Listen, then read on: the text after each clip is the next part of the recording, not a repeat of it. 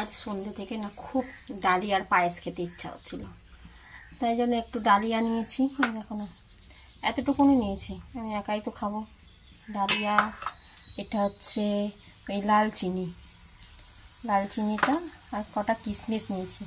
আমার না কাজু বাদামের ওই চিপিয়ে খেতে ভালো লাগে না, কাজু বাদামটা এমনি আমার কাজু বাদাম ভালো লাগে না, ওই বেটে দিই তরকারিতে সেটা ঠিক আছে। এই পায়েসে টায়েসে কাজু বাদাম দিলে ভালো লাগে না, কিশমিশটা আমি খাই, কিশমিশটা খুব ভালো লাগে। আর একটু দুধ ফুটিয়ে এই যে রেখে দিয়েছি, সঙ্গে একটা তেজপাতা আছে আর একটু ঘি আছে। ঘি দিয়ে আগে একটুখানি ডালিয়াটা ভেজে নেবো। ওই যে পরে বসিয়েছি কড়াই গ্যাসে, তো এবার অল্প একটু ঘি দেবো। একটু ইচ্ছে করছিল মিষ্টি কোনো জিনিস খেতে, এই ঘি দিলাম একটু। ঘিটা গরম হোক, এবার ডালিয়াটা এতে দিয়ে দেবো। দিয়ে ডালিয়াটা একটুখানি ভেজে নিই ভালো করে।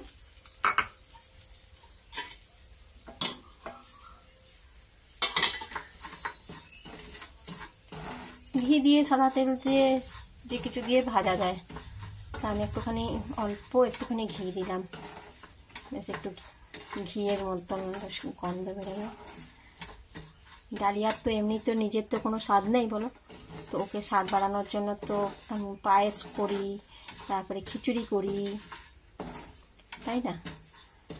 তবে একটুখানি ঘি দিলাম, একটুখানি লাল লাল করে ভাজা করি।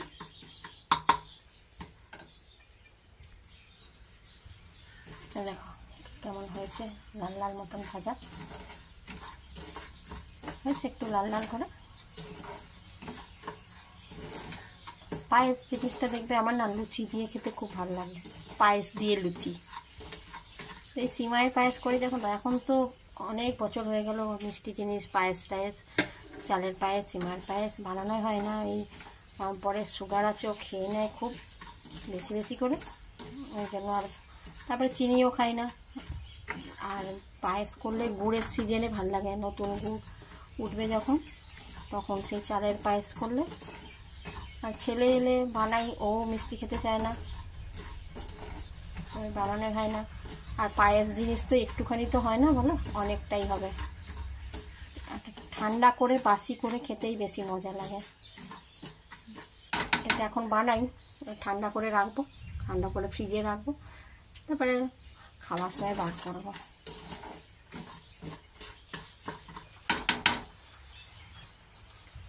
ডালিয়াটা ভাজা হয়ে গেছে, ওর মধ্যে না চিনিটা দিয়ে দেবো। এইটুকু আগে দিই, দেখি কীরকম লাগে, কতটা, তারপরে আবার দেবো। এরপর দিয়ে দেবো এই ফুটিয়ে রাখা দুধটা রেখেছিলাম ফুটিয়ে, এই দুধটা এবার দিয়ে দেবো এতে।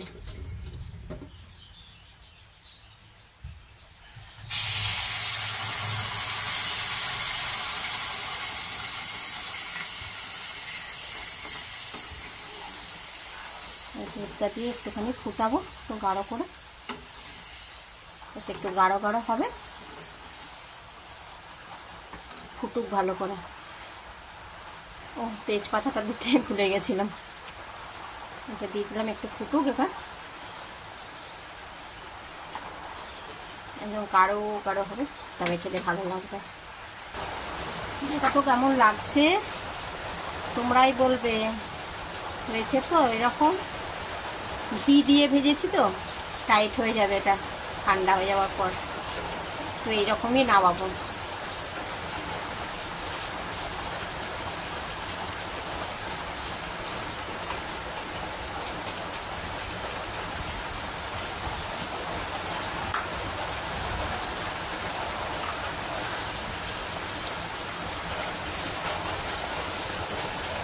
কতটা গাঢ় হয়ে গেল দেখো।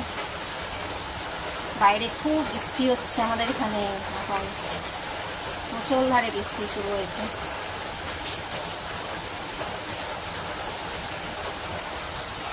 আর একটু ফুটুক, গাঢ় হয়ে গেছে। এবার আমি না কিশমিশগুলো দিয়ে দিই, এটা আবার ঠান্ডা হলে না একদম পুরো জমে যাবে। কেমন লাগলো বলো তো ডালিয়ার পায়েসটা? তোমরাও কখনো ইচ্ছা হলে এরকমভাবে বানিয়ে খেতে পারো ডালিয়ার পায়েস। চলো তবে এবার নামিয়ে নিই। কেমন লাগলো আমার ডালিয়ার পায়েস দেখো। এখন এটা গরম আছে খুব, এটাকে এখন বাইরে ঠান্ডা করব, তারপরে ফ্রিজে ঢুকাবো। ফ্রিজে ঢুকে একটু ঠান্ডা ঠান্ডা হবে। পায়েস জিনিস তো ঠান্ডাই ভালো লাগে, আর ঠান্ডাই খেতে হয়, গরম গরম কখনো খায় না।